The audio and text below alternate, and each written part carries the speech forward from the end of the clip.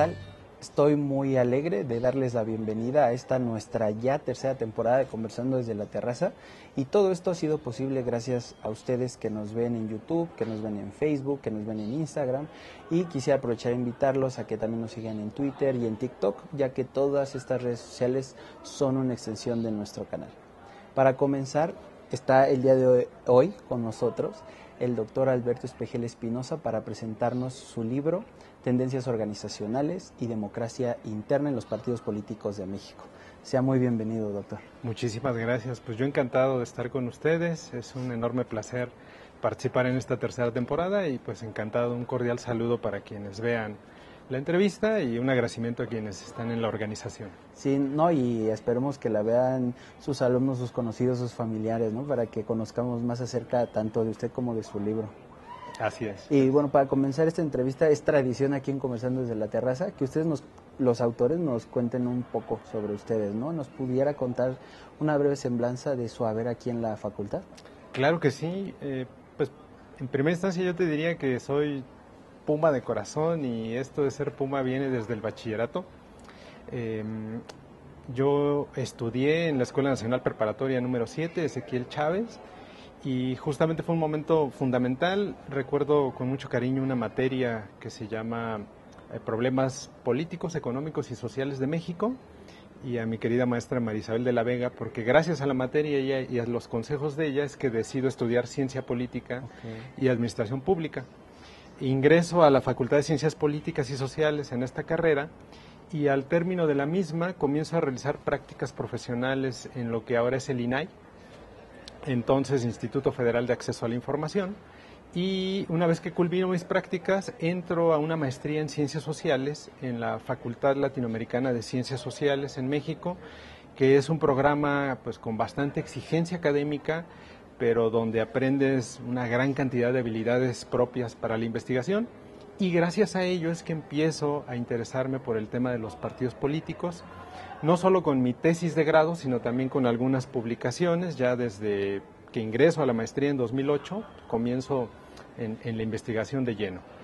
Concluyo la maestría y regreso a mi querida UNAM, en la Facultad de Ciencias Políticas otra vez, al doctorado en Ciencia Política, y tengo la fortuna de que mientras voy realizando el doctorado, también inicio en el ámbito de la docencia, en primera instancia de manera presencial en la Universidad Autónoma de la Ciudad de México, ahí en el plantel Cuautepec, y también en la sede Santiago Ramírez, que se encuentra dentro del Reclusorio Norte. Pude impartir clases en la licenciatura en Ciencia Política y Administración Urbana, y también en el plantel Cuautepec impartí clases en la licenciatura en Socioantropología. Entonces voy a la par del doctorado con la docencia y también con la investigación.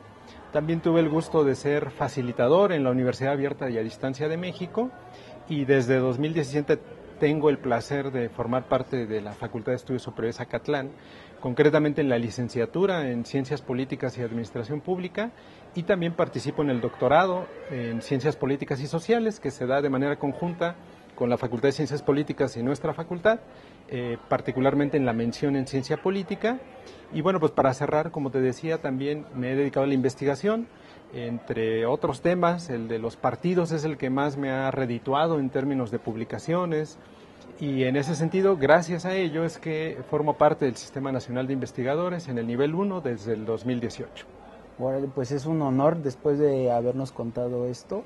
Yo sé que igual a veces no nos da tiempo de abordar todo, ¿no? Pero sí es un honor para nosotros tenerlo aquí.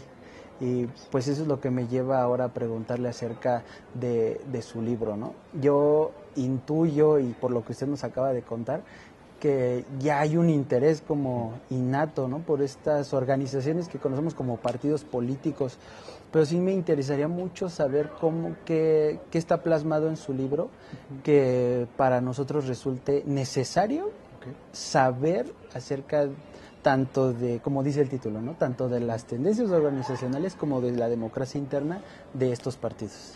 Claro que sí, con todo gusto. Lo primero que te diría es que el interés nace justamente de que los partidos hoy no gozan de una gran simpatía ciudadana, ¿no?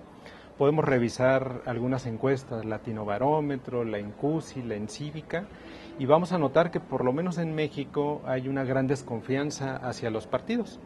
Y sin embargo también sabemos que los partidos son esenciales en las democracias. Son males necesarios, dirían algunos, ¿no? Okay. Y que detentan además funciones importantísimas para las democracias, ¿no? En ese orden de ideas, yo te diría, por ejemplo, que los partidos todavía hoy, con todo y la reforma 2014 y la figura de las candidaturas independientes, los partidos detentan todavía el monopolio de la representación política, ¿no? Okay. Entonces son esenciales. Ahora, partiendo de eso, nosotros vemos que en la ciencia política se ha estudiado desde distintas formas a los partidos. Por ponerte 3 ejemplos, hay colegas que estudian la parte electoral, los procesos electorales, se interesan por las alianzas, cómo los partidos canalizan demandas y nos ofertan plataformas, por cómo los partidos movilizan electoralmente al ciudadano, los realineamientos electorales, quién gana, quién pierde, ¿no? Hay otros colegas que más bien se interesan por las funciones de gobierno. ¿Qué hacen los partidos? ¿Cómo nos gobiernan? Si es que imprimen algún sello programático en las funciones de gobierno, o dicho de otra forma, si hay diferencias o da lo mismo que nos gobierne el partido A, B o C, ¿no? Claro.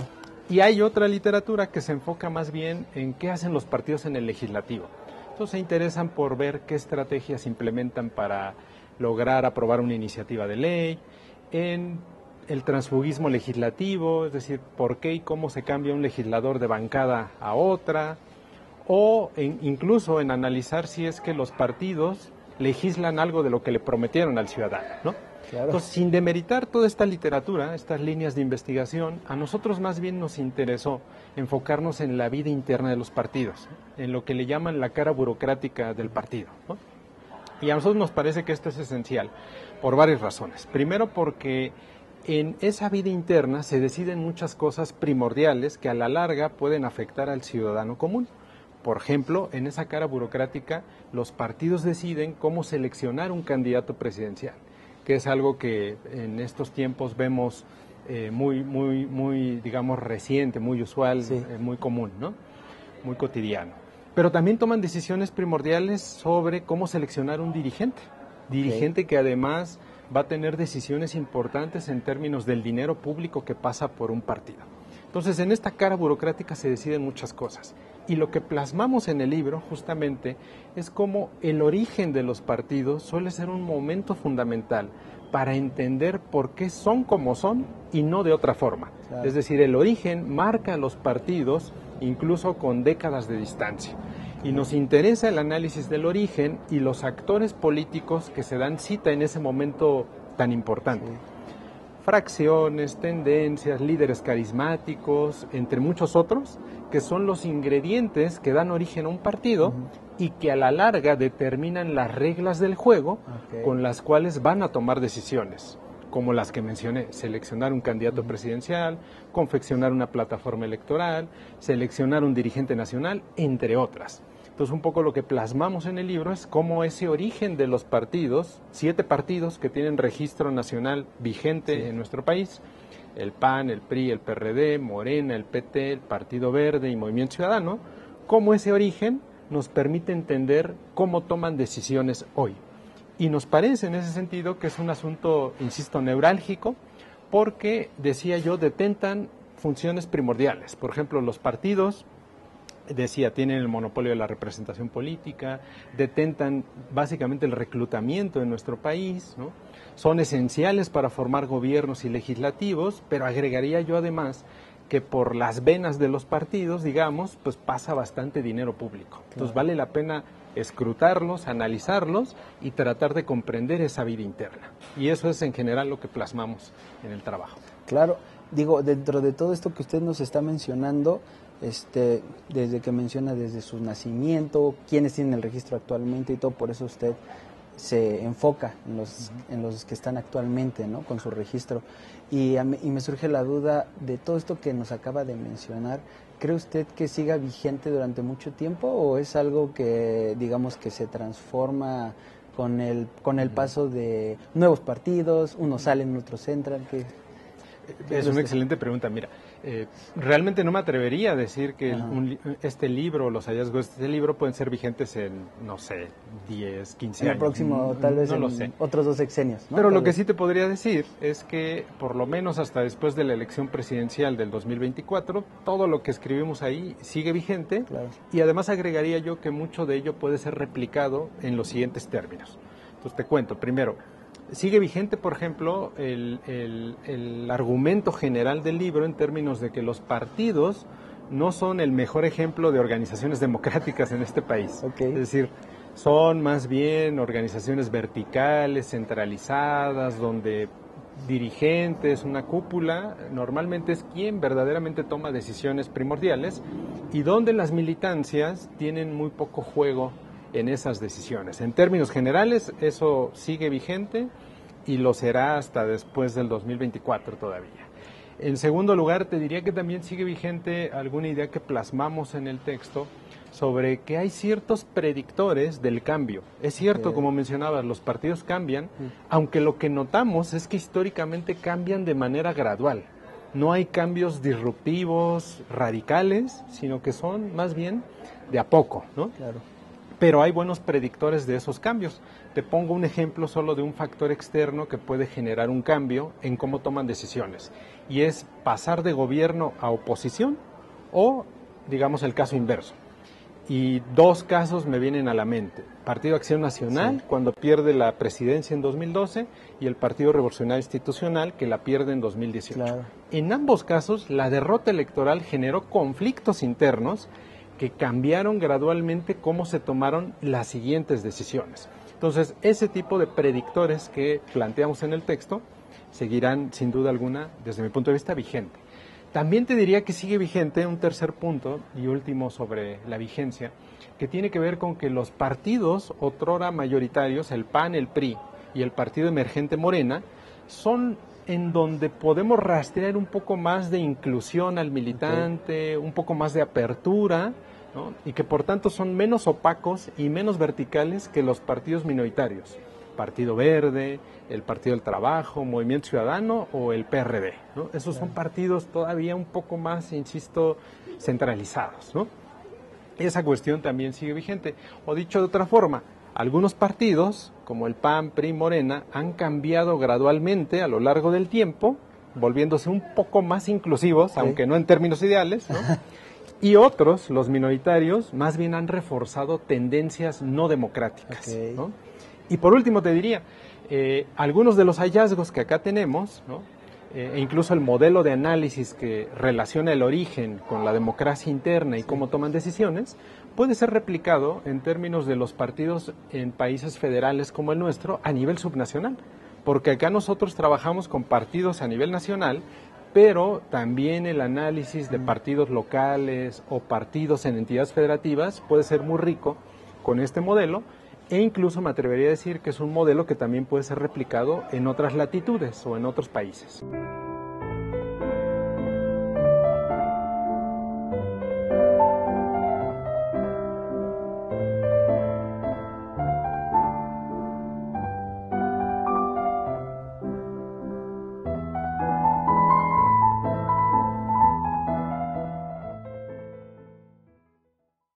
Ok, y esta parte voy a retomar de lo último que nos comentó acerca de los hallazgos que tienen en este libro.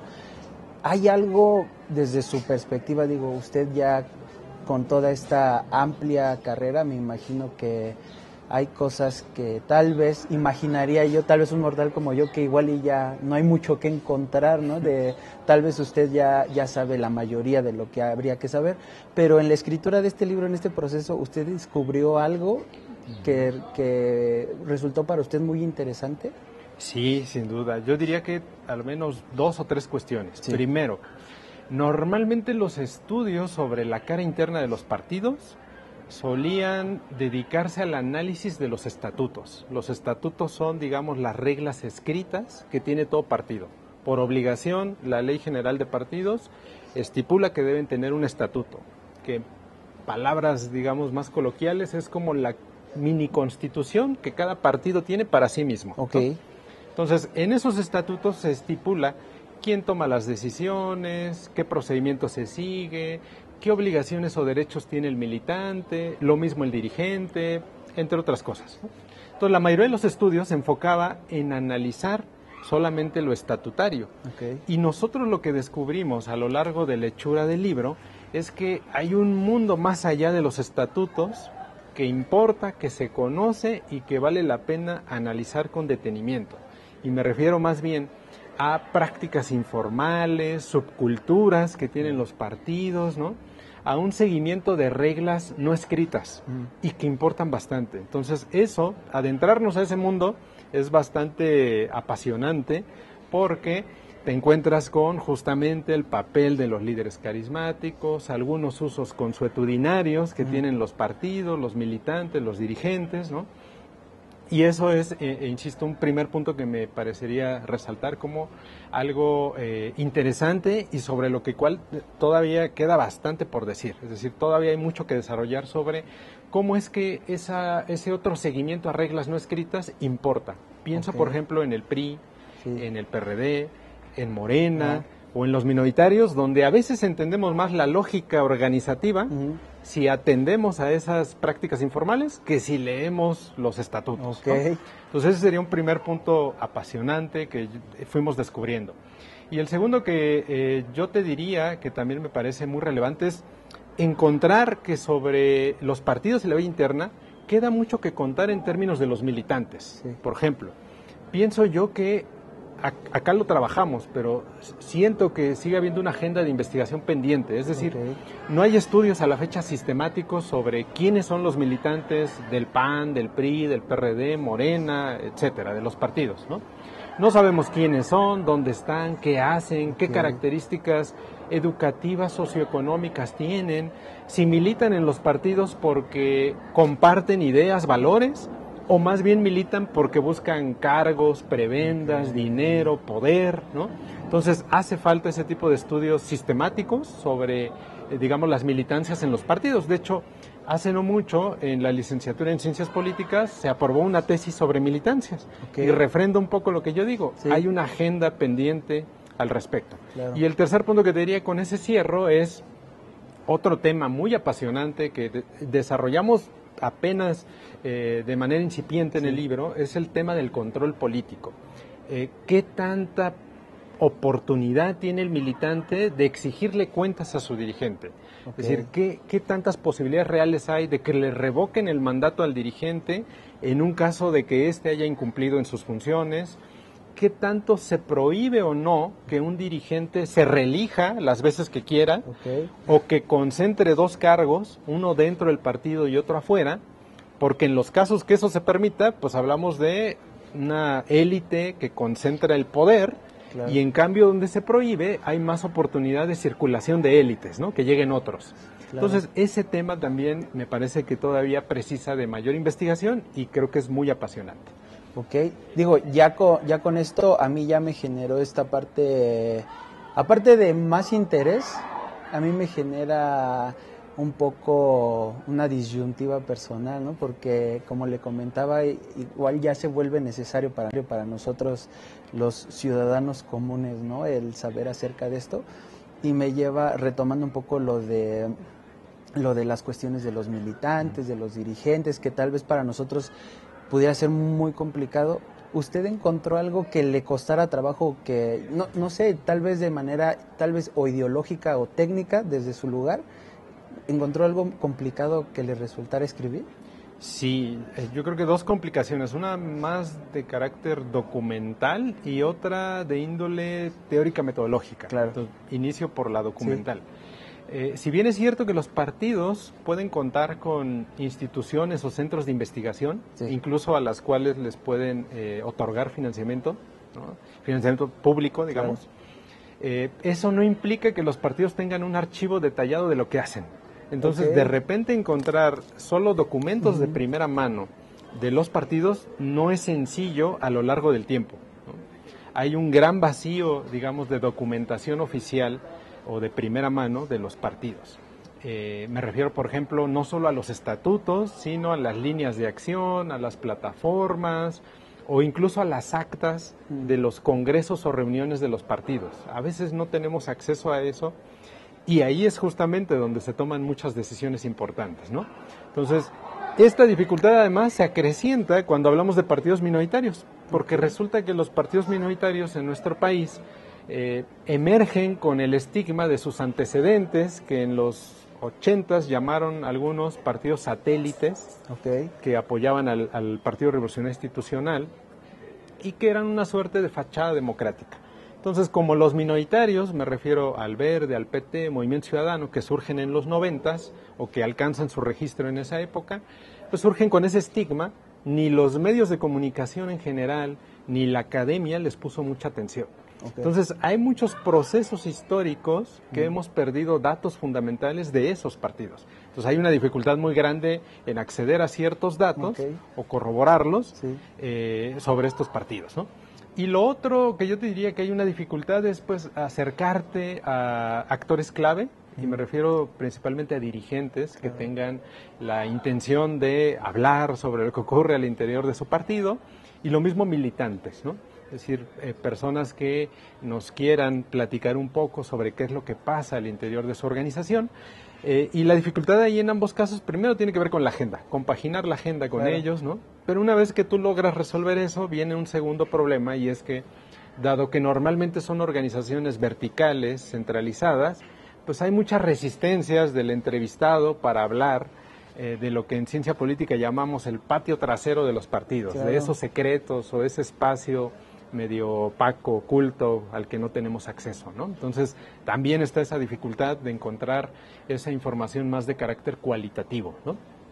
Y finalmente te diría que hubo una dificultad más teórica, metodológica, en términos de optar nosotros por, o bien, trabajar con una definición, diría yo, maximalista de democracia interna, con muchas dimensiones, muchos indicadores, pero que ya operacionalizarla es muy complicado, o definiciones más bien minimalistas, con pocos indicadores, pocas dimensiones, y ahí pues más bien nosotros optamos por un punto medio, como podrían apresarlo quienes decidan revisar el trabajo.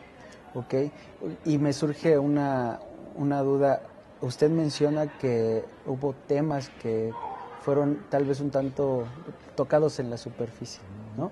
A usted, yo intuyo que le interesaría continuar en esa parte, pero me gustaría que nos comentara si está ahorita tal vez en sus planes continuar esa línea de investigación. Sí, realmente una de las líneas de investigación que me interesa seguir desarrollando es el tema del control político, pero el control político más allá de los estatutos. Este año recientemente publicamos un trabajo sobre el control político a nivel estatutario, pero vuelvo un poco a lo que comentaba hace rato, ese es un nivel superficial, hay que entrar realmente a lo que ocurre. Entonces, esa es la línea de investigación que quiero desarrollar próximamente, en cómo realmente y qué tantas oportunidades tiene el militante de exigirle cuentas a su dirigente, de llamarlo a cuentas por lo que hace, por lo que deja de hacer, por cómo gastan el dinero público, por cómo lo reparten, ¿no? Y qué tantos instrumentos hay justamente para que no se concentre el poder en los partidos, ya en los hechos, más allá de los estatutos. Y eso sería. Ok, pues si usted continúa, pues nosotros continuaremos leyendo, ¿no? Claro. Y ahora, tomando un poco la cuestión física o la cuestión del formato de su libro, sabemos que su libro es digital, ¿no? Y un poco comentábamos detrás de cámaras, ¿no? Que fue un proceso durante la pandemia, también las correcciones, la formación de su libro, pero ¿hay una decisión en particular por la cual su libro sea digital? Yo diría que hay dos. Primero, algo que nos enseñó quizá a regañadientes la pandemia derivada de la COVID-19 es que pues, las nuevas tecnologías de la información son un medio idóneo para llegar a un público más amplio, ¿no? En términos de difusión, o incluso un público más especializado en términos de divulgación. Y en esas nuevas tecnologías de la información, pues puede moverse más rápido un libro digital que a veces un libro que está en un acervo o en una biblioteca, ¿no? Entonces, esa primera razón sería importante, adecuarnos a estas nuevas realidades donde podemos llegar de manera mucho más pronta y a un público más amplio, ¿no? Y la segunda también diría yo que tiene que ver con intentar acercarnos a nuevas generaciones, jóvenes como tú, Sí. que seguramente para ustedes es más sencillo Sí. revisar un PDF en un dispositivo digital, en el celular, en la tablet, en la laptop, que cargar un libro de 250 cuartillas, como sería este más o menos, ¿no? Entonces creo que también atender a esas nuevas generaciones y a su cercanía con los dispositivos digitales sería la segunda razón por qué está de esta forma el libro.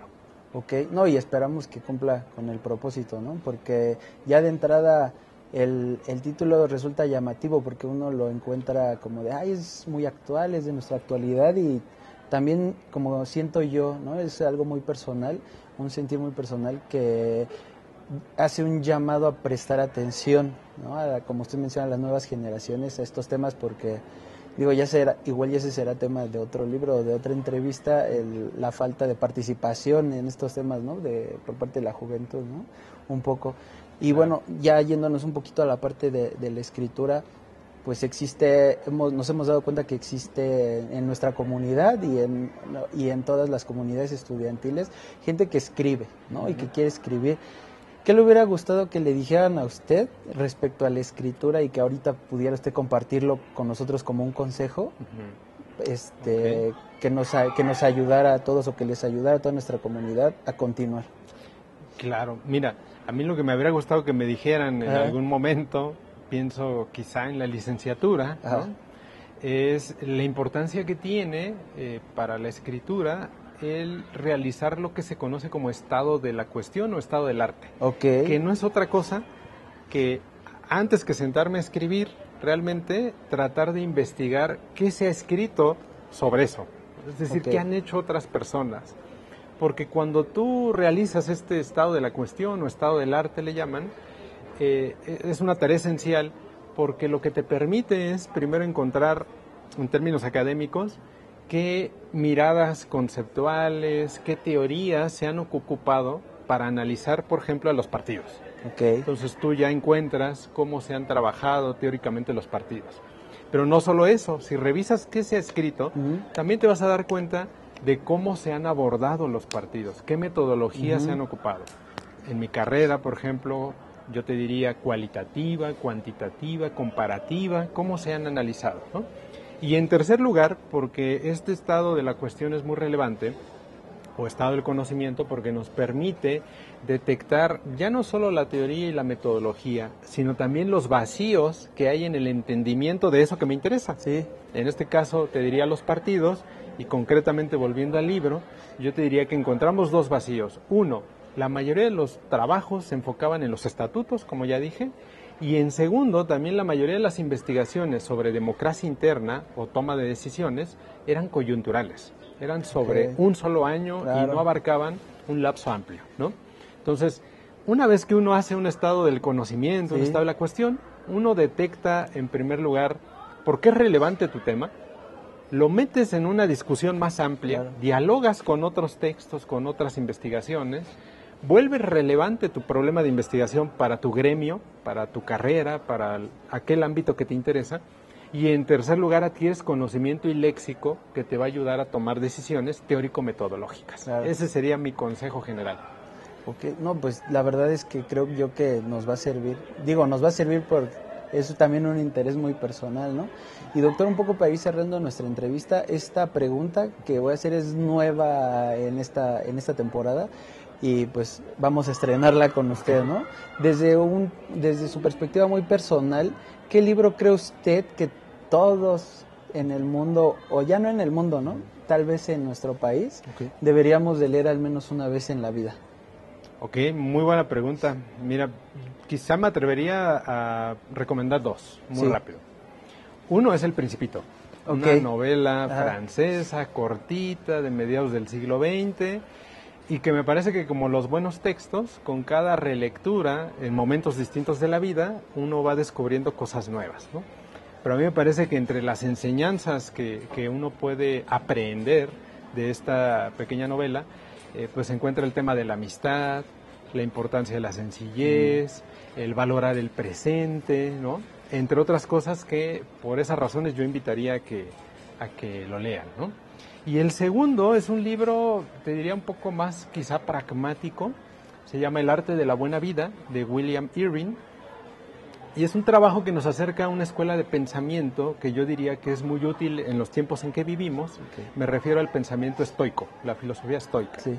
Entonces me parece que es un buen texto porque normalmente interactuamos en contextos de incertidumbre, con mucha velocidad, ¿no? A veces con conflictos interpersonales, sociales, sí. Estamos en un contexto bastante convulso. Y en ese orden de ideas este libro, decía yo, es muy pragmático porque te ayuda, te da consejos para tratar de ver de otra forma tu realidad inmediata y abordar estos problemas, estos sucesos de una manera pues un poco más benéfica para ti mismo. Y estas serían mis 2 recomendaciones. Ok, doctor, pues muchísimas gracias por esta entrevista. Estamos muy gustosos de tenerlo aquí y pues esperamos que todo el público haya disfrutado de esta entrevista. Nuevamente agradezco y ojalá si continúa escribiendo, en algún momento lo vamos a tener aquí, ahora hablando de otro libro. Claro que sí, muchísimas gracias. Yo encantado, orgulloso de estar con ustedes e invito a todas y todos a que sigan viendo la temporada. Muchas gracias. Y bueno, les agradecemos que hayan llegado hasta esta parte del video. Ya me conocen, mi nombre está en la plequita, soy Juan Gutiérrez, al doctor Alberto Espejel Espinosa.